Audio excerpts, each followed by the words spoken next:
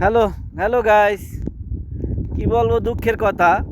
Saudi আরবে একটি গাছকে বাঁচিয়ে রাখতে হলে সকাল দুপুর সন্ধ্যা 3 বেলা পানি দিতে হয়, রাতে পানি দিতে হয়। তারপরে একটা গাছকে সুন্দরভাবে বড় করা যায় না, জীবিত রাখা যায় না। আর এখানে দেখুন, একটা গাছ পানি নেই, কোনো যত্ন ছাড়াই কি অড়া হয়েছে খোদা, জমনে দেওয়া হয়েছে। কিন্তু এই গাছটার নাম হয়েছে আজারিয়া গাছ, যা কোনো কামে লাগে না, বুঝছেন নি? কাটা কাটা গাছ। তবে এগুলো কিন্তু উঠে পাইলে খাইয়ে সাবার করে ফেলায়, বুঝছেন? এরকম আমাদের সমাজে কিছু লোক আছে, বুঝছেন, যাদের কোনো কাম নাই কাজ নেই, আজারিয়া মানুষ।